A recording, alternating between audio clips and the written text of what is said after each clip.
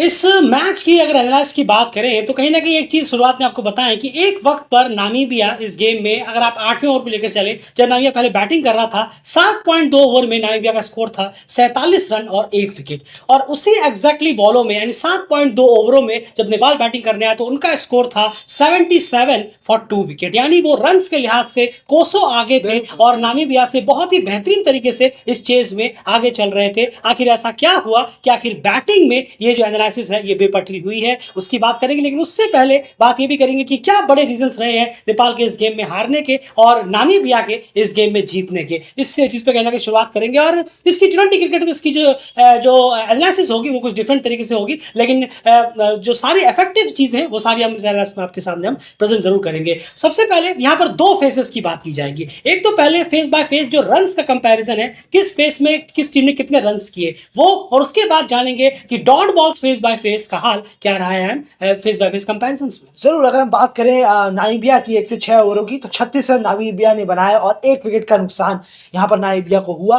वहीं नेपाल ने इस 1 से 6 ओवर में 60 रन बनाए और 2 विकेट का नुकसान यहाँ पर हुआ। तो पहला फेस ऑब्वियसली नेपाल के नाम रहा। वहीं दूसरे फेस की बात करें तो यहाँ 7 से 15 ओवर में 97 रन बनाए नामीबिया ने और 1 विकेट का नुकसान हुआ था। जी हाँ, और अगर हम बात करें नेपाल की इस 7 से 15 ओवर की फेस की 78 रन टीम ने किए और 5 विकेट यहां पर टीम ने गंवा दी और ये मिड फेस 7 से 15 का ये नामीबिया के नाम रहा। वहीं तीसरे फेस की बात करें 16 से 20 की तो यहां पर 73 रन नामीबिया ने जोड़े और 2 विकेट का नुकसान हुआ। वहीं पर नेपाल की अगर हम बात करें तो यहाँ नेपाल ने 48 रन यानी कि 48 रन बनाए और 3 विकेट यहाँ नेपाल ने गंवा दिए। टीम ऑल आउट हो गई और आखिरी फेस भी नामीबिया ने बहुत ही बेहतरीन तरीके से जी। बिल्कुल, ये तो बात हो गई फेस बाय फेस में, यानी batting face by face comparison में क्लियरली अगर आप देखें रन्स में तो दूसरा और तीसरा जो फेस है वो नामीबिया बहुत ही आसानी से जीत कर लेकर चला गया और सिर्फ पावर प्ले 1 जो रहा 1 से 6 वहीं पर नेपाल ने नामीबिया से बेहतर काम किया अगर हम बैटिंग की यहाँ पर बात करें। अब जरा डॉट बॉल्स की तरफ चलते हैं। ये चार्ट थोड़ा सा आपको डेफिनेटली शॉकिंग लगेगा, एंड जरूर बताइए। जरूर, 1 से 6 ओवर में नामीबिया ने 21 डॉट बॉल्स खेली, वहीं नेपाल ने इसी फेस में 13 डॉट बॉल से खेली। 7 से 15 के बीच में पावर पे फेज 2 में अगर हम बात करें तो 12 डॉट बॉल नामीबिया ने खेली, वहीं 10 डॉट बॉल्स नेपाल ने खेली है। तीसरे फेस में 16 से 20 की अगर हम बात करें तो सिर्फ 6 डॉट बॉल्स नामीबिया ने खेली और 6 ही डॉट बॉल्स यहाँ पर नेपाल ने खेली है। तो अगर आप देखेंगे सबसे ज्यादा डॉट बॉल जिस फेस में खेली गई नामीबिया के लिए पहला फेस रहा और नेपाल के लिए भी पहला ही फेस रहा। बिल्कुल, तो क्लियरली अगर आप देखेंगे तो 39 डॉट बॉल्स नामीबिया ने खेली है और लगभग 29 के आसपास डॉट बॉल्स नेपाल ने खेली है, यानी डॉट बॉल्स नेपाल ने नामीबिया से कम खेलने के बावजूद भी इस गेम को गंवा दिया। आखिर क्या रीजंस रहे हैं, इसलिए हमने आपसे कहा कि जो एनालिसिस में बनी रही है, बहुत इंपॉर्टेंट एनालिसिस है। आपके जहन में होगा हाँ शायद दीपेंद्र सिंह एरी अगर आउट नहीं होते तो शायद हम ये मैच जीत जाते। बिल्कुल, वो अगर आउट नहीं होते शायद नेपाल मैच जीत भी सकता था, लेकिन उस सिचुएशन में टीम पहुंची किन वजह से, वो बड़े जो रीजंस है वो कहीं ना कहीं मिस आउट आप कर रहे हैं। वो बैटिंग एनालिसिस में बात जरूर करेंगे, लेकिन हम यहाँ बात करनी होगी नामीबिया की। बैटिंग कार्ड ऑलरेडी आ रहा है स्क्रीन पर, स्कोर सब यहाँ पर देख ही पा रहे हैं। क्रूजर ने एक और शानदार यहाँ पर हाफ सेंचुरी यहाँ पर लगाई है, लगातार अच्छा खेल ओडीआई में इन्होंने इंप्रेस किया था। लिंजन 20 रन बनाकर यहाँ पर आउट हुए, जेपी कॉर्ड से 11 रन, यान फेलिंग 5 रन, लेकिन लाइमलाइट सीधा जाएगा यान निकोल लॉफ्टी टॉन की इनिंग पर जिन्होंने वर्ल्ड की सबसे फास्टेस्ट सेंचुरी यहाँ पर आज लगा दी है टी20 हिस्ट्री में। सिर्फ 33 गेंदों में उन्होंने यहाँ पर शतक आज लगाया और एंड सीधे बात करनी होगी इनकी वैगन व्हील से। देखना तो बनता है कि आखिर जो शॉट्स उन्होंने लगाए हैं वो किन किन एरियाज में लगाए हैं और वर्ल्ड की फास्टेस्ट सेंचुरी है वैगन व्हील, तो देखना बनता है। बिल्कुल सही कहा आपने, और इन्होंने बहुत ज्यादा अगर हम देखें अनऑर्थोडॉक्स का सहारा लिया शॉट्स का थर्ड मैन और फाइन लेग की तरफ। अगर आप देखेंगे 20 रन थर्ड मैन के पे हैं, 14 रन फाइन लेग की तरफ भी है और मिड ऑफ की तरफ अगर लॉन्ग ऑफ की तरफ 17 जी हाँ 17 रन वहां पर बन रहे हैं सीधा, और मिड ऑन की तरफ लॉन्ग ऑन की तरफ भी रन है, मिड विकेट स्क्वायर लेग।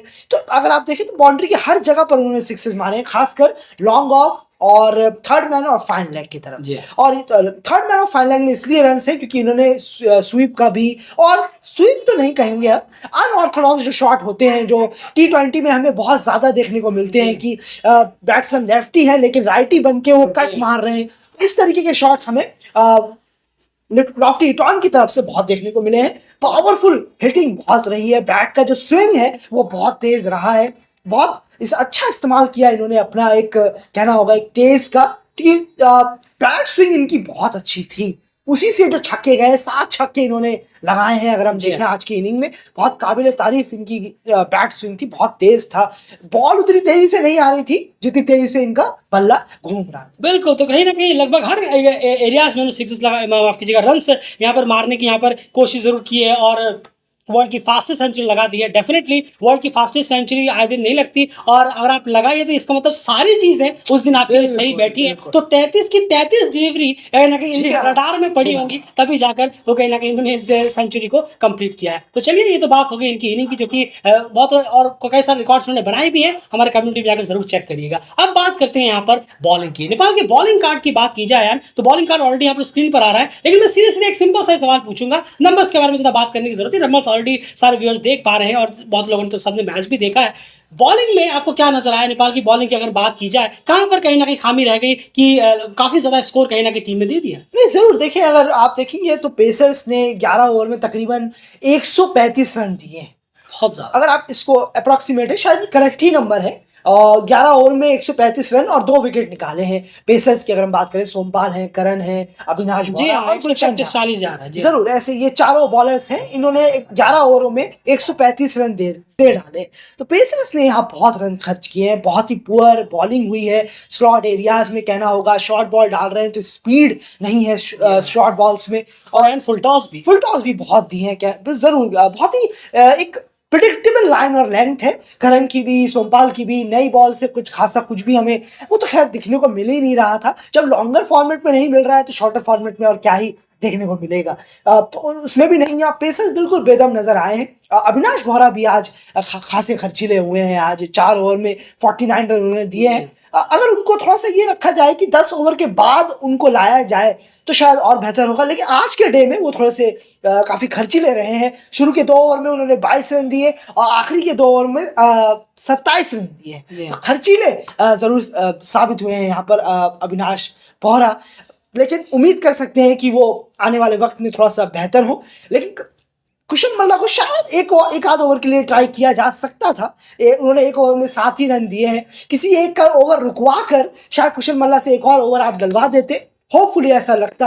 लेकिन लेफ्टी बैट्समैन खेल रहे थे, शायद ये सोचकर ही रोहित पटेल ने रोका होगा। लेकिन पेसर्स का हाल बहुत बुरा हुआ है। बिल्कुल सही कहा आपने। पेसर्स का जो हाल है वो अभी भी कहीं ना कहीं जो हालत जो है रन्स के लिहाज से काफ़ी ख़राब है। चलिए, यहाँ बात हो गई बॉलिंग डिपार्टमेंट की और यहाँ पर अगर चले आए नामीबिया की बैटिंग एनालिसिस की तरफ, माफ़ कीजिएगा, नेपाल की बैटिंग एनालिसिस की तरफ, तो यहाँ पर डेफिनेटली कार्ड्स आप ऑलरेडी देख पा रहे हैं। स्कोर का स्कोरिंग एरिया जो जिन प्लेयर्स ने स्कोर किए हैं वो तो ऑलरेडी देख पा रहे हैं। लेकिन यहाँ बात की जाएगी बैटिंग के पर्सपेक्टिव से। अब मैं आपको लेकर चलता हूं हमारे पहले लाइन की तरफ, जो हमने कहा था शुरू में आपको कि एक वक्त पर 7.2 ओवर में नामीबिया 47 पर 1 था और नेपाल की बात करें तो 77 रन पर 2 विकेट थे। काफी आगे थे रन्स में। T20 में 20-25 रन से आप आगे हैं तो आप बहुत आगे हैं। आप चेस करते हो 5-6 रन से भी बहुत आगे माना जाता है, तो इसमें कोई बड़ी बात नहीं है। तो आप काफी अच्छे खासे डिफरेंस में थे। फिर ऐसा क्या हुआ, देखिए इसी चीज की हम बात करते हैं। यहां पर अब ये 2 चीजें हो गई। अब T20 क्रिकेट में शॉट्स यहाँ इतने मैटर नहीं करेंगे, बिल्कुल आपके शॉट इतने मैटर नहीं करेंगे। आपके लिए रन्स चाहिए, आपको रन्स यहां पर आने चाहिए। लेकिन उस शॉट के चक्कर में आप अवेयरनेस भूल जाए, ये आज बहुत बड़ा केस रहा है नेपाल की बैटिंग। ये सिंपल सी चीज है, शॉट खराब खेलना और अवेयरनेस रखना, इन दोनों का कोई आपस में लेना देना नहीं है। अब आप देखिए, जैसे हमने आपसे कहा 7 ओवर में आप 70 प्लस आपका स्कोर हो गया, यानी 10 रन पर ओवर आपका चल रहा है। लेकिन उसके बावजूद भी आप देखेंगे बैट्समैनों के शॉट, रोहित पटेल वही सेम टिपिकल, आपने भी ओडीआई में देखा होगा, सेम आउट होने का तरीका। कुशल मल्ला वही सेम मिड विकेट पे फिर उनका चालू हो गया। और जे स्मिथ ने कैच लेने के बाद अपने जो साथ में जो साथी थे उनकी तरफ इशारा करके बताया कि मैंने आपसे कहा था ना, इंग्लिश में उन्होंने बोला ये चीज कि मैंने आपसे कहा था ना कि देखिए ये यही फंसेंगे। आई टोल्ड यू, उन्होंने कहा था आई टोल्ड यू, और ये वही फंसेंगे। और देखिए आप इतने प्रिडिक्टेबल आउट होने के तरीके में हमें वो बदलाव नजर नहीं आ रहे। 70 पे 2 है, 7 ओवर में 70 रन है। हमें रन रेट कितने का चाहिए था? 10.5 का चाहिए था, हम जीत जाते।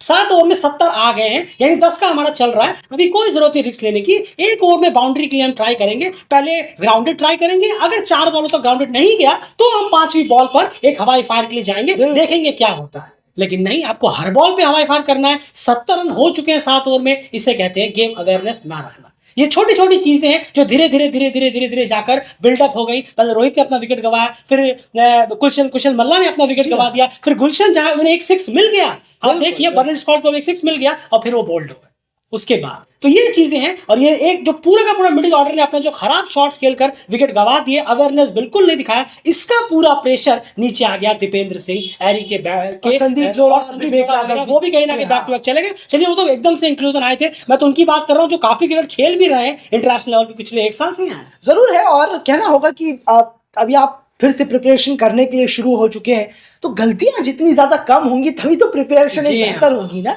अगर आप मई में भी जाकर गलतियां दोहराएंगे, यही गलती है।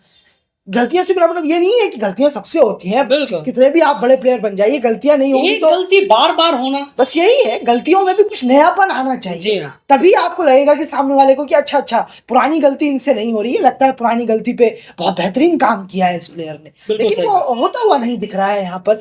एक क्रिकेट होता है कि हमने 7 ओवर में 70 कर लिए, जी हाँ। अब 15 ओवर तक हमें थोड़ा बता के चलना है कि यार 130 140 तक पहुंच जाए, बस यहाँ तक इतना काफी है। 200 रन अगर 15 ओवर में ही करने हैं, बिल्कुल तो कौन सा क्रिकेट? वही मोटिव रहा है जो एक पुराना कुशल मल्ला और गुलशन झाका। ये तो कोई क्रिकेट नहीं हुआ ना, ये तो कोई क्रिकेट नहीं है कि 7 ओवर में 70 है तो 15 ओवर में ही चेस चाहिए, वरना काम नहीं चलेगा।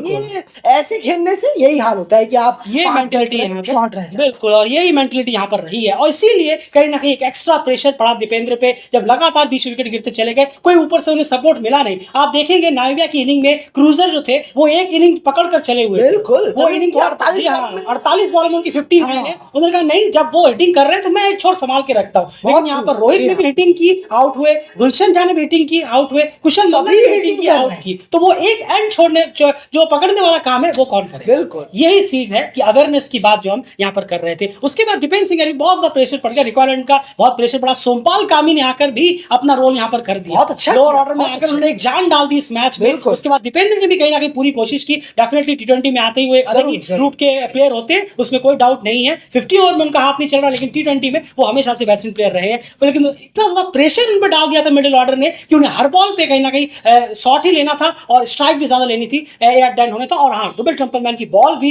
कमाल की रही, दीपेंद्र को उन्होंने डाली, बहुत कैलकुलेटिव बॉल वहां पर उन्होंने रखी थी। तो एट द एंड जो है नेपाल जो है 20 रन से कहीं ना कहीं इस गेम को हार गया।